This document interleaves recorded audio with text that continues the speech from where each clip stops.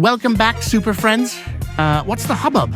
Some updates for the DCU, including Superman's expected theatrical run, which is how long we can expect to see it in theaters. Please hit the like and subscribe buttons if you enjoy seeing new content, and leave your comments down below. Fans want to keep comparing Superman to a 2013 Man of Steel, and I wanted to dive a little deeper in that. Officially, everywhere online has Man of Steel opening listed as 116 million domestic opening, but we are seeing its fans calling it 128 million when counting more previews, versus Superman, which was a 125 million run. Whether you give it a 3 million difference to Man of Steel or not, the movies are so close you can't call one a flop on opening over the other. Oh, and no, I will not give it an inflation bump.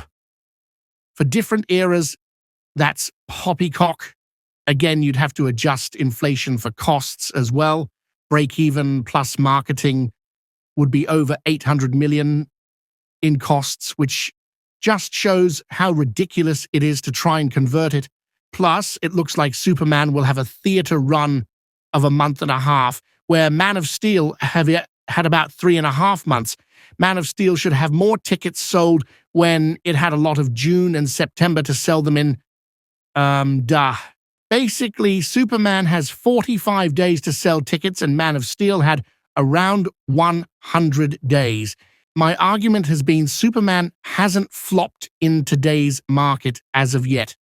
Some of the detractors were saying it could open less than The Flash did, which was a 55 million opening. Superman did not flop its opening. Gunn's superhero films, which, unlike Snyder, he also writes, are known for their charming characters and clever dialogue that rarely crosses the line into Whedon-esque cringe. There's a heart and hopefulness to Gunn's work that Snyder himself would surely admit somewhat lacks in his own. With how America has been viewed, taking a hit on the tariffs with President Trump, it's no surprise the largest American superhero may not be translating overseas. It's the third movie of the year, doing over 100 million opening. It has reviews over 80% critical and over 90 perfect audience on Rotten Tomatoes. The international may be slow and underreported. As of this video, it still hasn't been updated. Hopefully, globally, it will be over the 300 million mark now, which would pace it potentially in a 600 to 700 million range. I keep seeing posts on social media that put it over 300 million, but I've checked tracking sites such as The Numbers, and they pulled the data back, making it questionable. The international is still only showing 95 million opening period, missing the rest of week data. At this point, I'm calling it unconfirmed to have crossed the 300 million mark globally. Again, watch my old videos. I've consistently said it's got too many challenges to be a billion-dollar movie. The argument was it would flop on opening, and that didn't happen. Now, there is a bizarre idea. If Man of Steel, in a different era, with nearly 2.5 times the days in theater, edges out Superman by 3 million, it turns it into a flop. Good try, Snyder Bros. It doesn't work that way. Again, too close to put one as a flop over other for opening. My hope was a strong opening and strong reviews to launch the DCU. The business of movies is a strange one, because what you're doing is you're, committing, years of your life to a project like this. So for the past 3 years, I've worked on Superman. And then the movie is released, and you're like, is the public gonna like it? Are the critics gonna like it? And is it gonna make money? And unfortunately with this one, it went well on all three of those fronts. Yeah. But, I've had ones that have done well on one or none, and it's not as fun. What is this? Crypto! You are depicting Superman as more human. He's still this all-powerful being, but the first image that we see of him is him bloodied in the snow. He's gotten his butt kicked. Yeah. Somebody said to me, I didn't like Superman until this movie because I don't like the idea of somebody being so powerful Yeah. that they never get their ass kicked. Yes, I understand that point of view. Now, there are some writers in the comics, like Grant Morrison, who took the idea of the all-powerful Superman and told great stories with it. But for me, yes, as a child, the reason I like Batman better than Superman was because Superman was just too strong at times. And I think that we're building a whole universe of characters.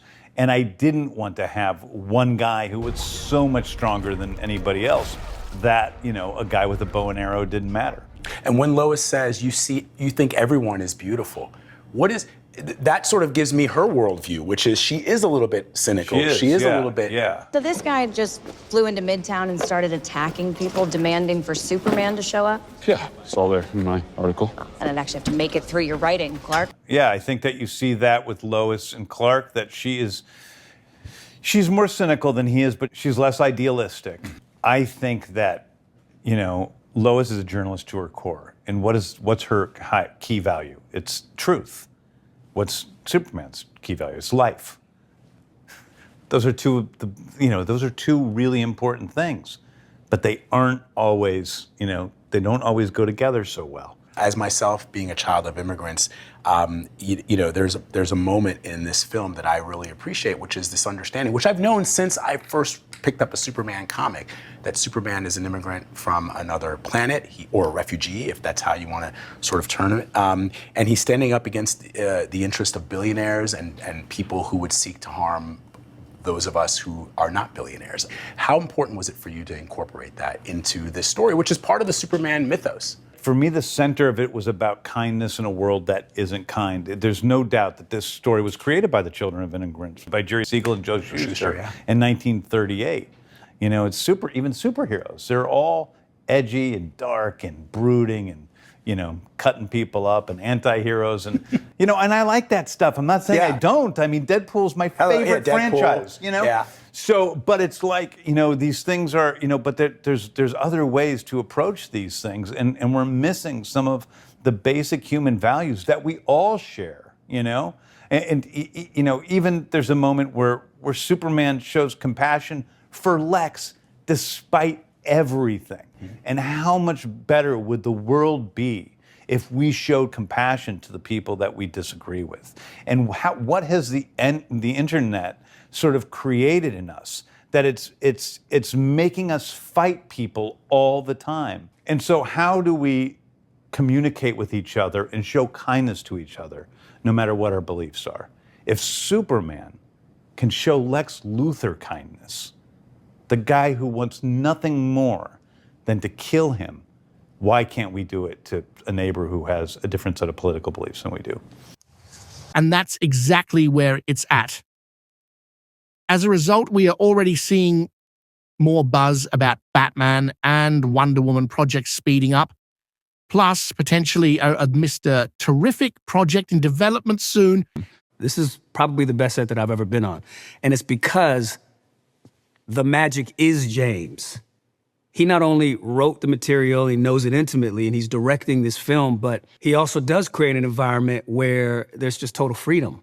And freedom can be scary because if you have all that freedom and you don't have anything to access, then you feel like a failure. But you have James, who together helps you find new things that you couldn't anticipate. He's a magician. James Gunn's set is infusing a movie with love and hope.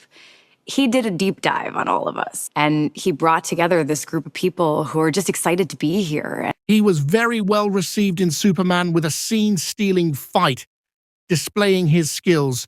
I'm extremely excited to see where the DCU goes now.